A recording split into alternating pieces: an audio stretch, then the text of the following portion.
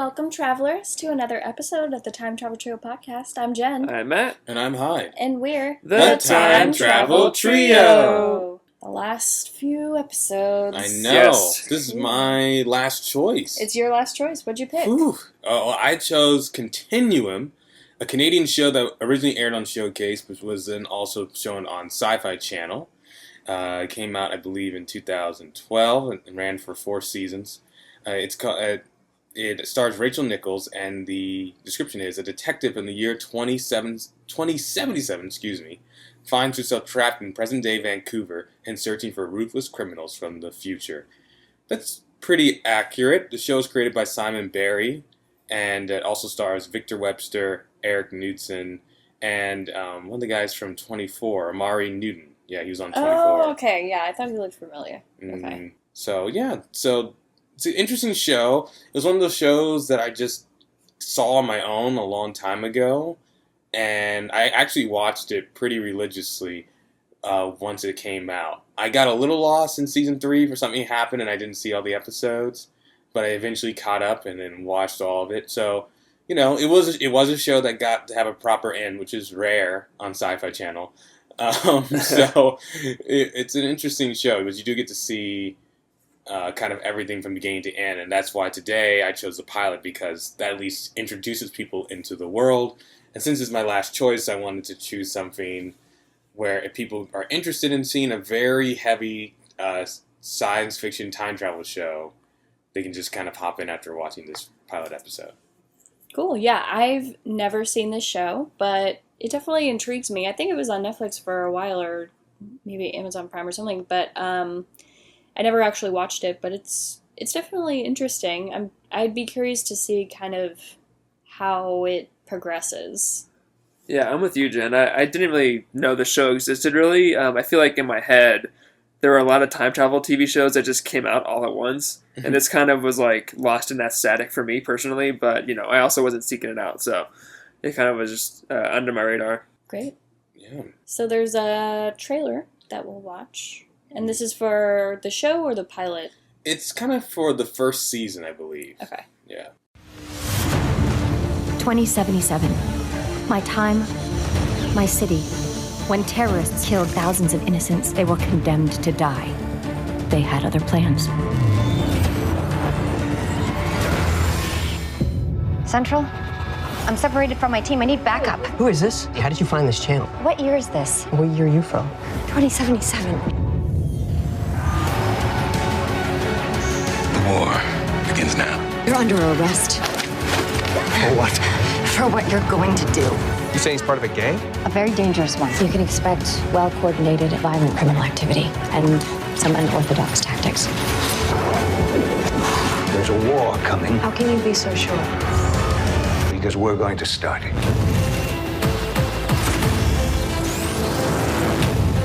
How do you get back to 2077? We're here. We can't go back.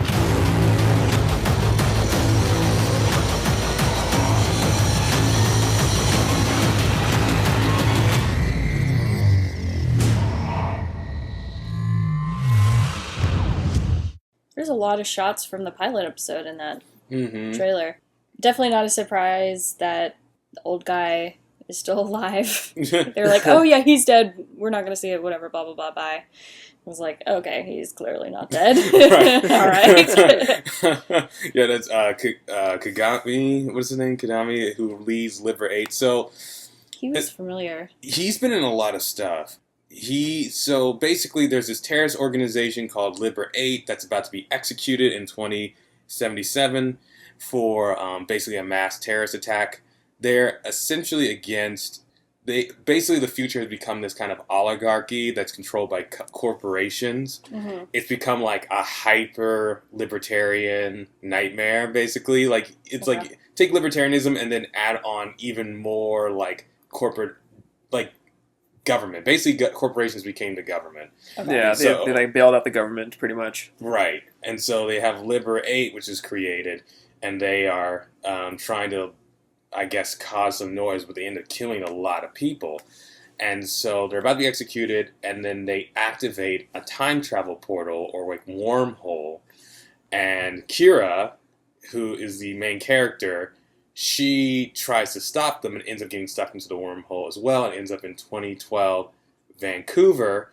She does not have any of the future tech or her team other than a suit that she was wearing when she was transported, which kind of serves as this kind of like a power suit. It makes her impervious to some forms of damage, or at least it takes a lot more to like put her down. Yeah, it's like bulletproof. It's kind of a Spidey suit. Yeah, it is kind of a Spidey suit. Yeah, it has like sensors and it can like electroshock stuff, and it has a. It's pretty intelligent. Yeah, it's pretty smart, and we saw in the future that it has little police lights on the collar when she's like arresting someone. It's like that was pretty funny.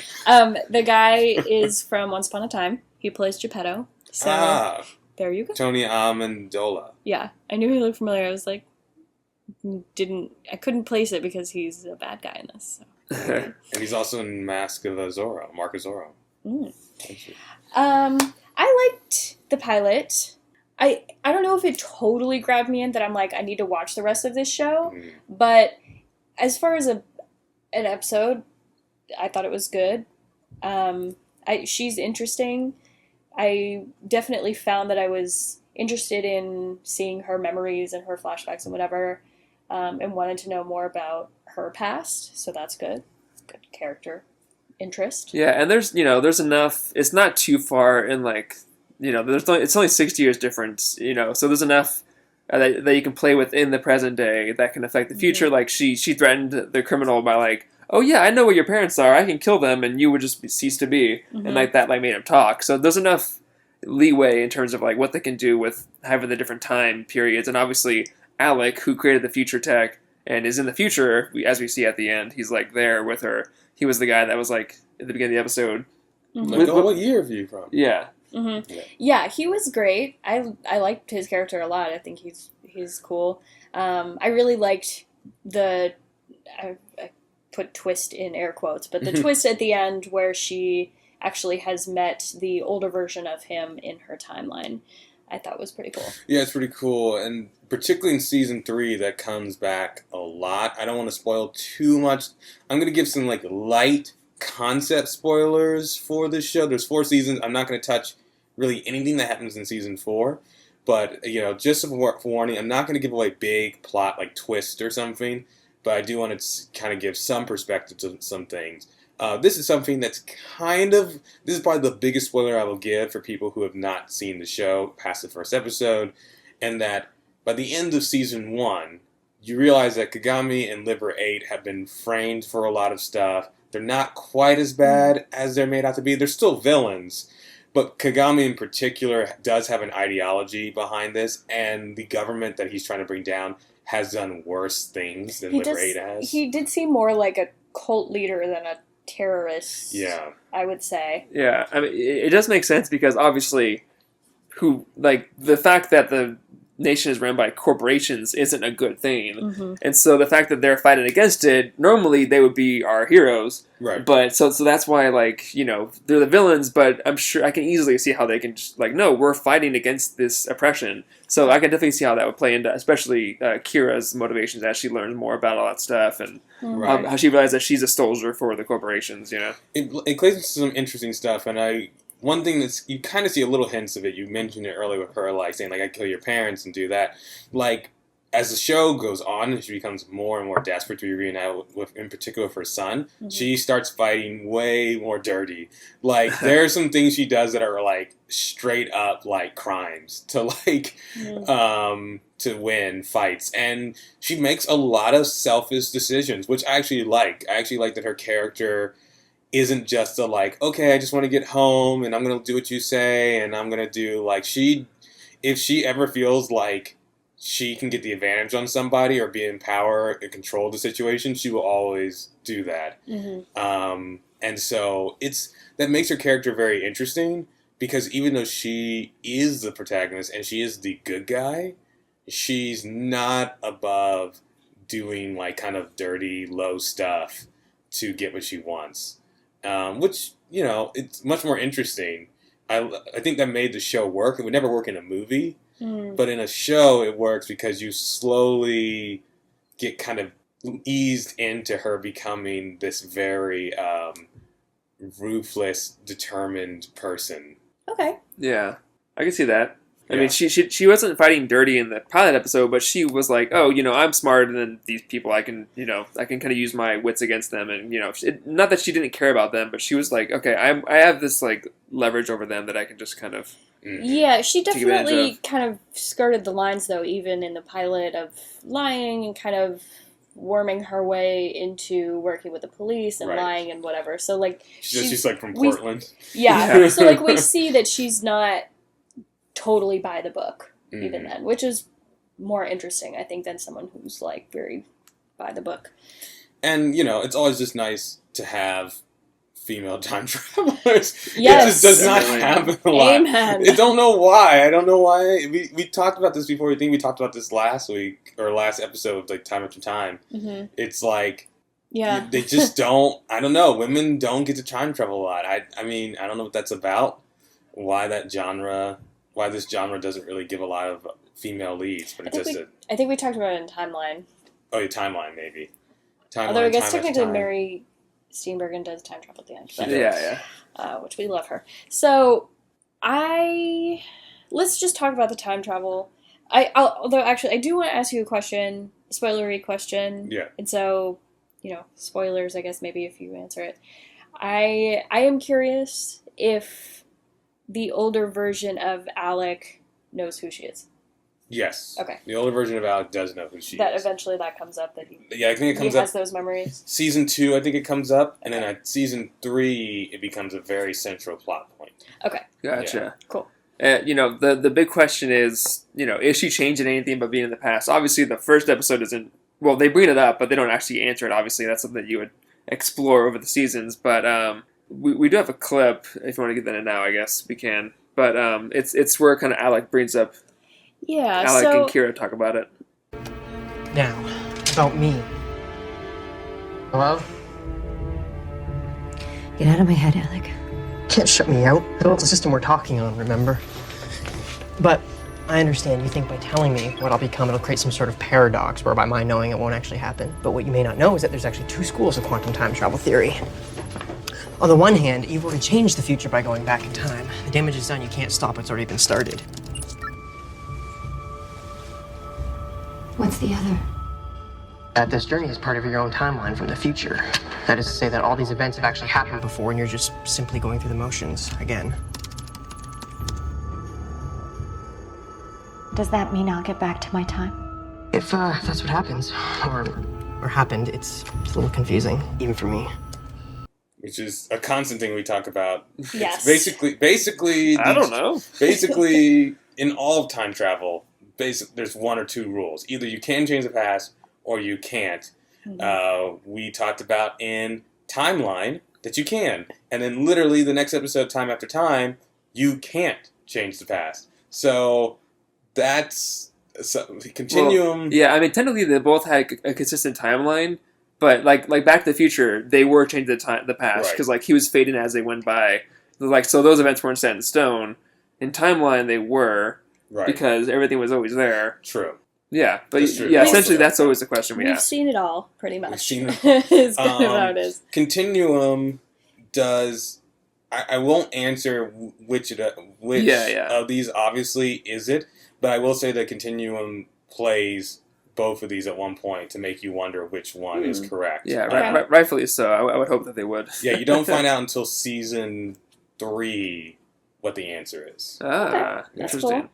Yeah, I guess if I had to guess, it's hard to say. I like the idea that she always went back to the past, but I also have only seen 1 episode of the show, so it's hard to tell. Yeah, I mean, just in our talking before we started recording, I have an idea of what they're going to do, so I'm not going to say it because I feel like it could be a spoiler. Well, if you're theorizing, Yeah, then it's it's not. true. Well- I won't say anything. Well, like Hyde, you mentioned before the podcast that there's multiple timelines, so that right there is something that things have already happened, and there's one where things didn't happen. So that's I think things can change, but in the timeline where they happened, they can't change. That's my theory. Cool. That's Yeah. good too. Yeah, you must have seen some time travel movies I before. guess I have. What? But yeah, for the time travel, I'm sure we'll learn more of the show, but it looked like they threw in like a wristband and then a huge ball of energy surrounded them all and sucked them in. Kind of like what we saw in Terminator Genesis when we actually see someone time travel. Oh, It's like that's a a good ball comparison. surrounding them, and then they arrive in a ball that destroys things in the past, which is also very much like Terminator. Okay. Because Actually, it destroyed the that's, bridge. that's pretty accurate. I didn't think about that, but Oh you're my God, right. It is kind of like the even time travel. watched Yeah. that movie. Just like so long ago. Well, I like Genesis, so Oh yeah, oh I like Genesis as well. I like Genesis if it was spelled correctly. yeah, right. It's a whole other thing. Genesis. Genesis. Genesis. I liked the idea that like she could kind of just jump in, and she ended up getting pulled back with them too. Right. I liked that it wasn't. It looked like a wristband, but it wasn't something that they physically put Yeah, on. they just like toss something into They this just put smaller sphere. yeah, because they had a inside man. Yep, and it's interesting. I mean, it's definitely fantastical type time travel, Sure. and I'm sure we'll get into scientific accuracy a little bit later. But it's what it seems to do is to just like literally put you in a ball, and that ball shoots through time and space, bends time and space, and then comes out and. Basically, it's like, if you're in the way, watch out. Like, it's just this ball of energy. Thankfully, unlike in Terminator, it doesn't take away your clothes. Because then, like, that suit is, That's like, her power, man. literally what keeps her from being... Literally, it's what keeps her from being just Rachel Nichols walking around Vancouver. Yeah. So, So in this time travel, you can travel through time, but you stay in the same location. So it's very Right. much like the time machine in Yeah. that you can travel. I mean, I don't know how it works where they pick where you go or what. They kind of alluded to it a little bit that they meant to go 6 years in the past, but ended up going 60. Technically, it was 65, but okay. But you stay in the same place, and that's something that one of the criminals, the guy from 24 that she talks to, also explains that to her too. That yeah, we move through time, but not. We're still... Yeah, same city. This is the same place, just during a different time. This is where the police station will be in 60 years, or whatever it is. So, right. Not police station, but you know what I mean. Execution room. So, I guess other than that, it's hard to kind of assess additional rules if there's other things that come up as far as, like, getting back. Because I would imagine that even though he tells her, like, you're here, you can't ever go back...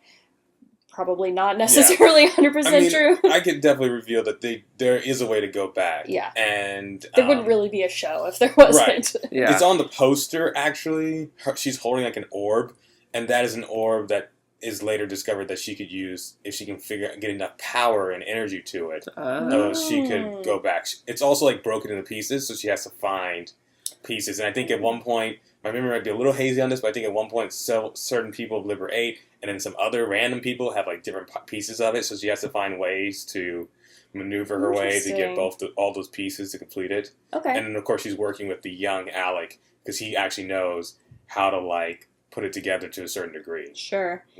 And of course, I'm sure there's some sort of sexual tension with, was it Carlos or whatever his name was? Mr. Beefcake. Beefcake Cop, who wouldn't give her a gun. I was literally yelling at the TV. I was like, give her a fucking gun! Because one gun is better than 2 against 4 guns. Like, Right. what is wrong with you? Yeah. Ask her to like seriously. Maybe he thought, I don't know. Maybe he thought like, oh, she might turn on me. I will say, Men with guns. as a non-spoiler, at least from my memory, there is not, even though there's some like sexual tension in the sense of like, oh, you're hot, we're hot, like maybe, they actually don't lean too much into the romantic tension between those two. They don't really, they become more obsessed with like catching them than like boning each other, which is refreshing. Yeah, I mean, she has a husband and kid at home, so... Right. And her husband works for Alec's company, right? Yes. Okay. Yeah, I'm pretty sure he's in on it because he was yelling at Alec or whatever. He was like, what is he doing there? Like, because I think he knew it was going to happen, so... Right. That's just me watching the episode. That's okay. I thought that was 2 different people for some reason because Wait, was that Alec in the beginning that he was yelling at? I believe her so. husband? Okay. I believe so. in the glass box or whatever. Yeah. Okay. He was yelling I at thought Alec.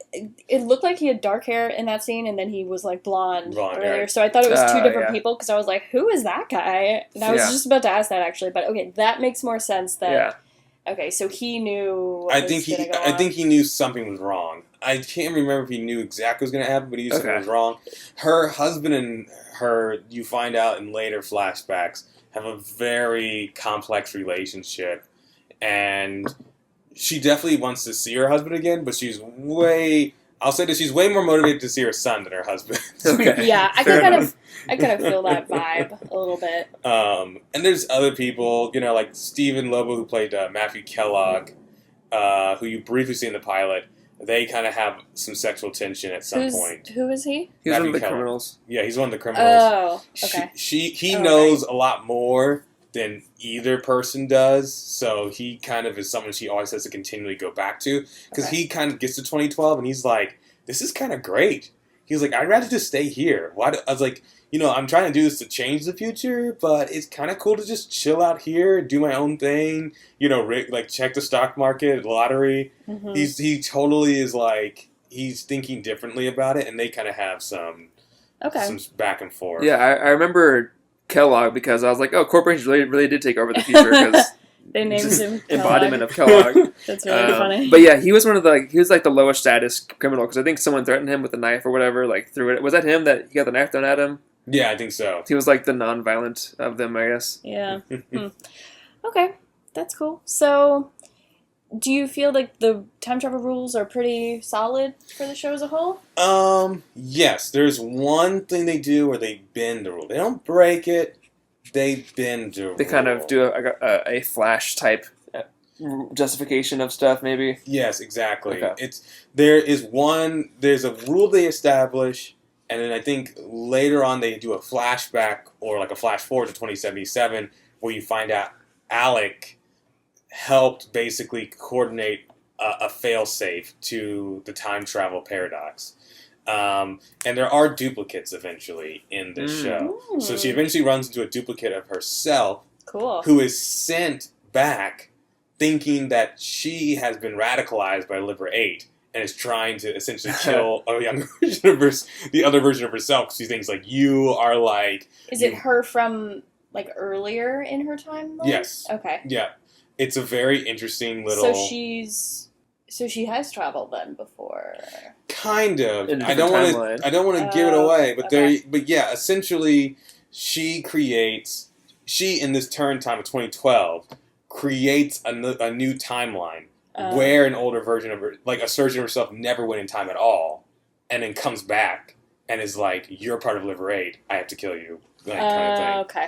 All right. She does it as like a desperation move to basically stop a terrorist, and it ends up causing more problems. Okay. And there's also they also get another version, I believe, of the guy from 24 on the Liberate terrorists. I believe he comes back also as like a different version of himself. Interesting. It's great. So it gets a little crazy. Like seasons 1 and 2 are the most like almost kind of like sci-fi police procedural. Like police procedural, he's stopped the terrorist from doing something, and there's some sci-fi trappings.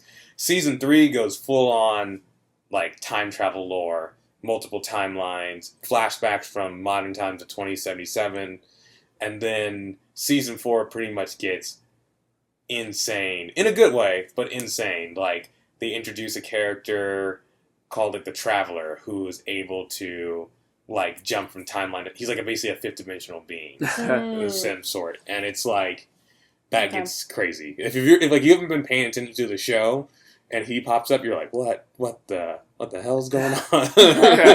Interesting. But the rules stay pretty consistent. I did want to note, so in the beginning we see like the speech from whatever his name is, the guy from Once Upon a Time, and Okigami. Yeah. And he is giving the speech on November the 5th. So it's good to know that Guy Fawkes Day is still going strong in 2077. I thought that was pretty funny. In that sense, too, I kind of got maybe he was that type of a quote-unquote criminal. Right. That, He's not just trying to kill people to kill people. He's much more of a purpose. there's a purpose. He's much more of a Thanos. Yeah. You're much more of a Thanos. With Benedict Cumberbatch doing an American accent. Yeah. Why wouldn't you? I mean, it's not a bad one. I'm just like, why wouldn't you have him be British? I just I just don't understand why Doctor Strange has to be American. He does not have to be American. at all. Yeah. It's whatever. That's another argument. So consequences of this time travel, obviously she's quote unquote stuck in 2012 Right. and has to eventually work hard to find a way home. Yeah, you could be stranded if you aren't as capable Yeah. as she is, I would imagine. Yeah, you also could, I mean, who knows where you would land? Like, is it a Mm. protective sphere that, will destroy things around it? But, like, what if you land on something, like, a bunch of knives? I mean, once the spear is gone, yeah, you're gonna land on those knives. Yeah. Or if it's like water. It looks like they Yeah. landed in the middle of the bridge and then fell because one of them was injured. Yeah. And like cars and debris were all around. Mhm. So I imagine, maybe they like took out a chunk of the bridge and then like landed and then had to get away from the shit falling down. Right. Mhm. Interesting. Okay. There's also consequences of duplicates, like we talked about earlier. So your duplicate could come, and your duplicate could be from a different timeline. So your duplicate could have completely different motivations and have no nuance of the situation, and so that can be a problem. Yeah. I mean, timelines are the safe way to go with this type of show because what are you going to do? Have a single timeline and have to keep track of all this shit and Right. it gets messy or won't be as exciting as it could be. Right. So what things do you not like about this show? I do think that eventually there's too many subplots going on. Okay. Like they try to throw in way too many subplots. I think the show, even though it's refreshing that there's no sexual tension between her and her partner, really, like no real romantic tension, it's she is a very isolated character. She interacts with people, but she has no real friendships other than the young Alec, who eventually she gets really pissed off at. She has no real friends. Everyone she has are like people she's using.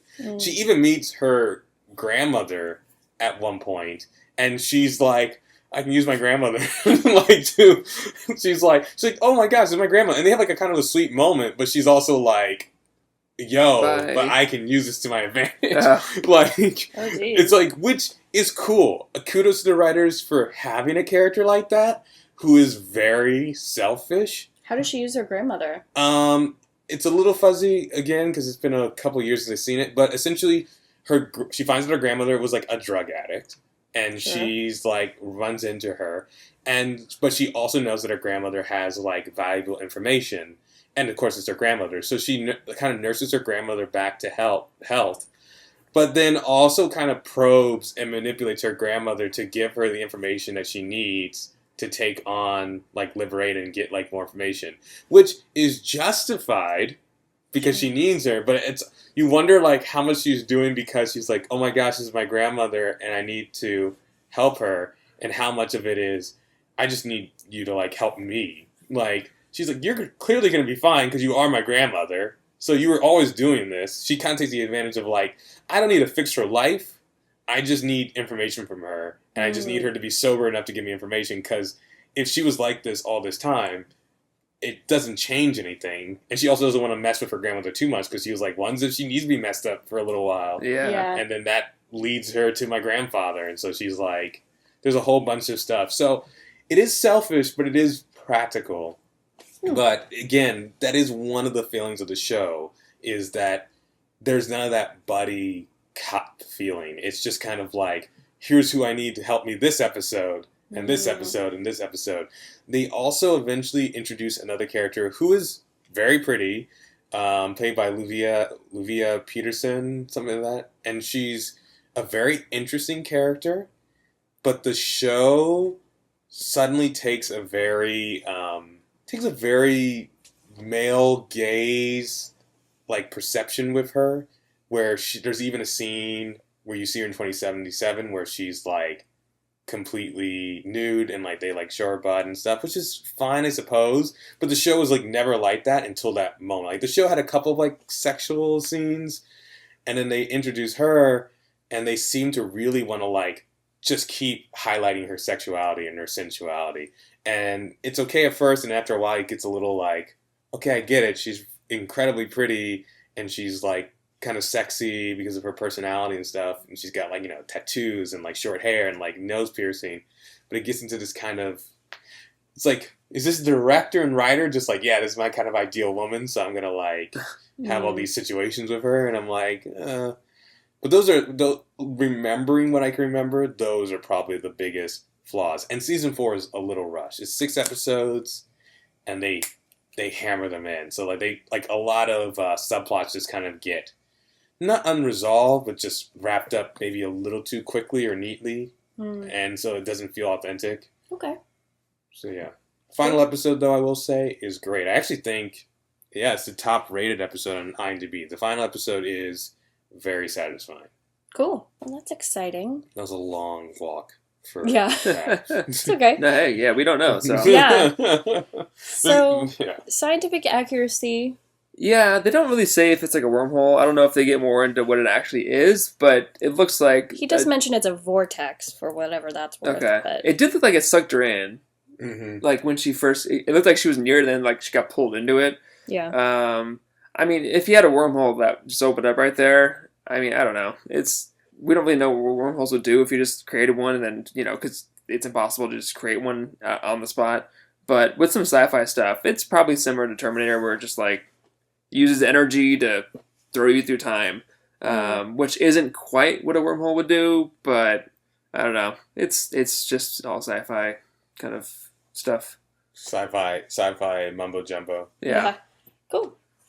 Okay, so it sounds like the time travel is pretty relevant to the show. Yeah.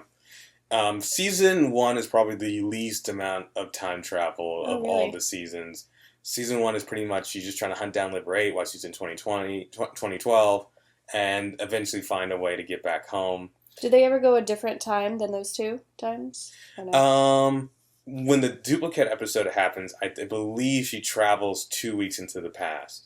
Okay. And I think near the end of season 2, she has enough energy to go back 1 or 2 days, which ends up causing actually she ends up doing it, again, selfish character, she ends up, well, I guess I might as well spoil it, but at the end of season 2, Alec falls in love with this woman, who Kira finds out, like, if he ends up with this woman, he will never become Alec of the future.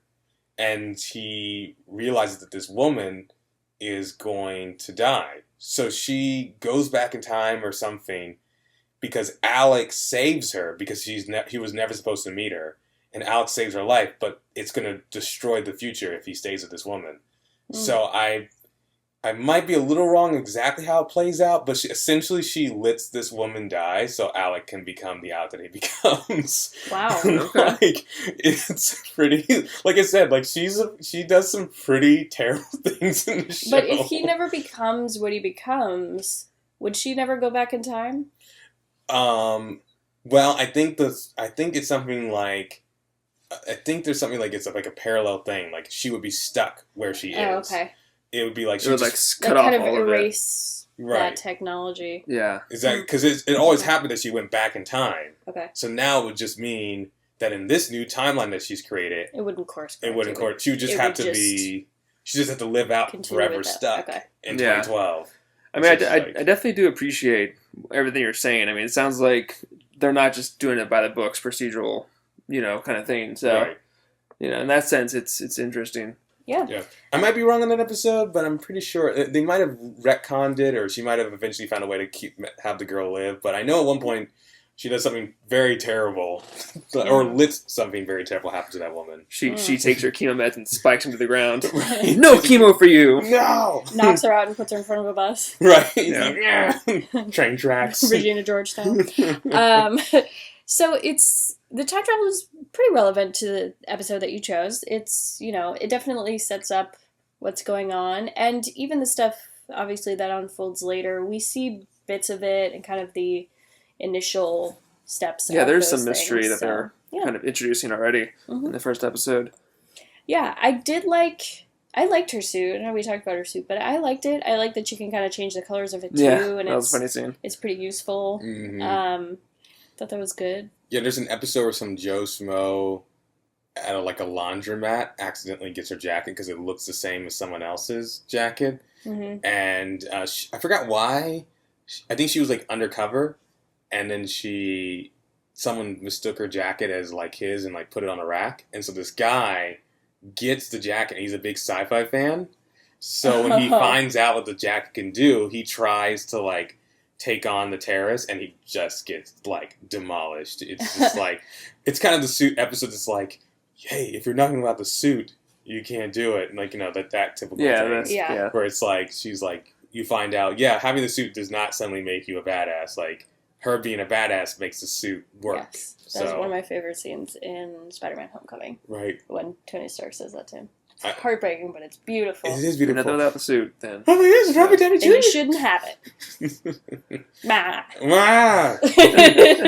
But no, those are cool. We eventually get to see some other future tech and Cool. like stuff happen. So some people had some pretty cool. I do like the little like police blinkers on her shoulders. Yeah. There's a lot of like kind of like goofy stuff like that too that actually kind of is cool because you're like, oh, that's so dumb, but I want 10 of those. Yeah, it's like people having fun with kind of the idea of future tech. Right, like she can like Steve Dunn's for like her eye, which is always something that happens in futures. Like, oh, you can like check stuff with your eye, but that always sounds horrifying. No, to me. I have learned that lesson more than enough times after watching Black Mirror. Yeah, you're just like, this is I not will good. never implant things into my eyeballs for any reason whatsoever, ever. It's like because they always show it like people using it to solve crimes. I'm like, cool, and then you're like, you don't think about the person who's going to use it for like their personal life, and you're like, yeah, I don't know. Yeah, if you're ever not sure about those consequences, watch like almost any episode of Black Mirror. Like most of them have to do with that type of technology. Like, hey, you think technology is cool? Just watch Black Mirror. Outside of like 2 episodes, you're going to be horrified Yes. by the Which implications. San Junipero. Yeah. I mean, and that's like, Technically, that's still that kind of tech, but yes. yeah. Kind And of. then also, I would say maybe the episode where, I guess, Hang the DJ episode. This is probably the only episodes where you're like, well, this isn't horrifying what I'm seeing. Yeah, but those are the only two. Those are the only 2. Yeah. Only 2. Anyway, we can't talk about Black Mirror because that's not time travel, unfortunately. Darn it. That would have been fun. That would have been cool to do that show. Okay, so would you guys want to experience this time travel? I mean, it seems like the future was kind of bleak. I mean, they have some cool stuff in there, but I mean, I don't know, regular people seem fine. But I don't know. Maybe. It didn't seem to be that deadly. Unless I had like a life that I didn't want to leave. Yeah. I mean, as long as I knew I could go back, sure. Yeah, that's true. I wouldn't want to do it, like, just jump and all of a sudden that happens. That would kind of suck. But yeah, if you kind of knew, if you were the 24 guy, maybe had more, like, tech knowledge about it. Right. It'd be okay. Also, in the future, we find out, I mean, partly because it was made in 2012, but we also find out the future is still pretty terrible to women. There's an episode where she is, like, in a bathroom and one of her husband's friends comes in and, like, gropes her. Ew. And it's like, she's, like, super, like, what the hell are you doing, kind of thing. Mm-hmm. So I'm like, dang, in this, like, no Me Too. Yeah. in this timeline. I'm like, man, like, he just came in there and, like, it's just like, you're like, what is happening? So there is a way eventually to pick where in time you want to go, or does it always have to be the past? Well, no, you can go in the go back future. You can't pick the timeline. You just can accidentally create new ripples in timelines. Though, I will not spoil if the timeline's self-correct or not, because, you know, you can make ripples, but does the stream eventually correct itself? So I will leave that up to people who want to watch the show who haven't. Okay. Gotcha. Cool. Any other notes about the episode? I think those were all of my notes. That's all I had. I mean, you know, they covered a lot of ground, so, you know, I think we covered everything that I noticed, so. Mm-hmm. I also like to say that I like that she comes from Portland to work in Vancouver police. I'm like, why would you choose a Canadian city? Yeah, this is weird. It's like Portland. It's close to Vancouver. I'm like, I mean, I guess. It's like, you know, Dublin, Ireland is close to London, England, but if I was trying to blend in with Londoners, I wouldn't be like, oh, I'm from Dublin. Yeah, right. It's like a whole other country. She seemed so, like, not ready to give some sort of a backstory. Right. like a fake story. She was like, no, I'm fine. She had like she was at a store and someone asked if she needed help. She was like, Yeah. no, I'm good, thank you. She's like, no, you're at a crime scene, miss. You have to tell me what you're doing here. No, I don't. He also like totally believes her without seeing a badge or anything. Yeah. Think on before. Like, no, you look Like- like an Oregon woman. Bro is kind of a not great cop, but okay. Anyway. Not I'm just great saying, like, cop. if a stranger had very detailed knowledge about what happened, didn't present a badge, and was very hesitant before giving you her name, like, no, I would probably assume that that person was involved with whatever happened. That's why he didn't give her a gun. Right, he was like, I'm just. But he Yeah, whatever. I know. Whatever. He was distracted by her pretty eyes. That was what happened. Sure. He was like, oh no, I can't do this to. I gotta trust Scarlet from G.I. Joe: Rise of Cobra. Oh, another G.I. Joe reference. Okay, so what other episodes should people watch? It sounds like maybe watch it in order. Yeah, I would say watch in order. If you want to see some pretty good ones, IMDb list Second Time, which is in season 2, and that's a scene for the future. Older Alec is aware of Liber 8's plot and enlists the help of someone who's now living in the past. In the present, Alec, devastated by Emily's death, visits Escher. That's what I was talking about with, like, it was like, hey, we can't save Emily. It's not meant to be. I'm like, dang, Kira, this kind of sucks sometimes. 3 Minutes to Midnight, I won't say what that is because I'll spoil it, but that's another good episode. And then Final Hour, the last episode, is really good. And that's what I would say overall about the show. There's some episodes that are a little like, okay, like very Sci-Fi Channel, like on its bad day kind of thing.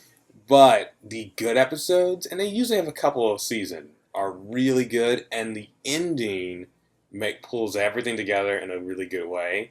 And like, you know, there's so many shows, especially when they deal with time travel.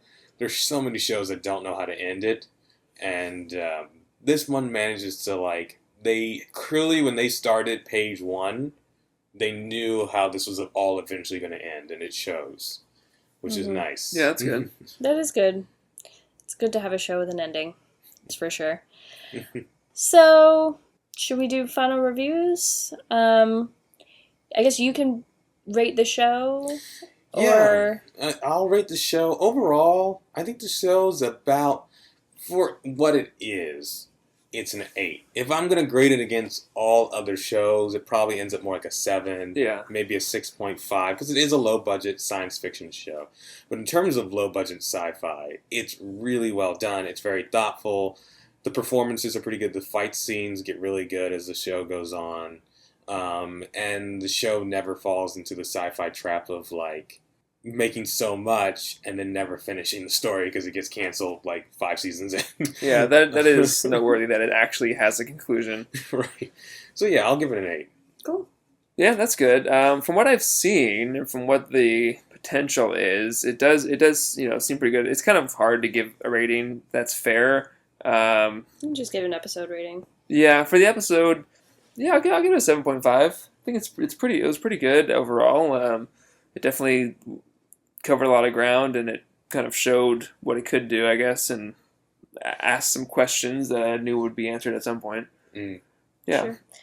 Yeah, I'd give that episode probably a 7 out of 10. I don't think it's the strongest pilot I've seen in a while, but it was captivating enough. I didn't feel bored, so that's good. She's interesting. Again, I like that it's a female time traveler. That's always good. She definitely has her moments, and she's a pretty complex, interesting character, so that is good too. So yeah, 7 out of 10 for the episode. I think if I saw more of the show as a whole, I'd probably rate it a little bit higher like you too. So yeah. Time travel? Time travel rating's interesting. But I'm going to give the time travel rating a 7.5. There's a few moments in the show where it gets a little ridiculous, particularly towards the end, where they're starting to, like, subplot and, like, they're throwing all the twists at you. But I will say the show never breaks its rules. It bends them a whole lot sometimes, but they do always have a reason that doesn't, with one exception, never feels tacked on for why it doesn't actually break the rules. And so, it keeps everything pretty consistent. They don't get too lost in it, and that's very hard to do in a movie. It's almost impossible to do in a TV show when time travel is introduced. So I'm going to give it a 7.5. Yeah, I mean, I had to kind of defer to you on that one, Hyde, because I don't really know. Just all I know is what you've told me and what I've seen just in the one trip in this episode. So, I guess 7. I mean, I don't know. It seems pretty, like, at least they use it a lot, and it isn't just like, she's in the past now. It Right. seems like, later on in the show, they do a lot more with it. So, and you said they don't break the rules, so that's admirable. Yeah, from the knowledge I have from the conversation and from what I've seen, I'd probably give it a 6.5. I like that you said there's duplication later on. That's always a point for me. So, all of our things that we like, yours is clean rules, mine is duplication, and yours is good science. So, Sure. there you go. Right? You'd give more time travel points if it was good science, right? I'm just a regular dude watching movies and TV shows. Yeah, I know. So, 6.5. And, it sounds like this is maybe something good to check out if you like this genre. So, yeah, I mean, I don't know. I guess maybe if Jen and I are in the mood, we'll maybe pick this up. But I think right now we're not really courting new shows. But I think if we're in the mood for a sci-fi time travel show later on, we may get back into it. Could be. So this show on Rotten Tomatoes is rated 87%, which is pretty good. And 86% of audiences liked it. So that's good. Yeah. And our next episode is Matt's final choice. All right, What did you pick? we are doing the long-running BBC sci-fi comedy called Red Dwarf. It started in the 80s, and it's still going on today. They took a huge break, and they ended the show at some point in 1999, and then they brought it back up again, and now they're just doing episodes again. But yeah, it's the summary is: the adventures of the last human alive and his friends stranded 3 million years into deep space on the mining ship Red Dwarf. So it sounds like it's like Last Man on Earth, but if it was more sci-fi? Yeah. Yeah. Okay. Pretty much, yeah. It's almost like a ragtag group of dudes. It's a pretty male-dominated show, unfortunately, but it started in the 80s, so what do you expect? But it's basically just like a hijinks version of like Star Trek. They go around space and they get into adventures and they find aliens and planets and weird sci-fi things and they have adventures. So, Cool. but there are several time travel uses in the show. I chose 3 episodes. We usually don't do 3 for a show, but it's only half-an-hour comedies. The first one is Stasis Leak, and it is season 2, episode 4. It's also British, by the way, so the seasons are pretty short. Just FYI. And Time Slides from season 3, episode 5. And the last one is Tika to Ride from season 7, episode 1. They use time travel in different ways, and we'll kind of talk about it when we get there. But I couldn't just choose 2 because I wanted to, talk about all 3 of them. Sure. So, Nice. It's your final pick. You do Sure. what you I'm want. excited. Yeah, for sure. Okay, great. So I guess that's it. Kind of a shorter episode today, but that's okay. Yeah.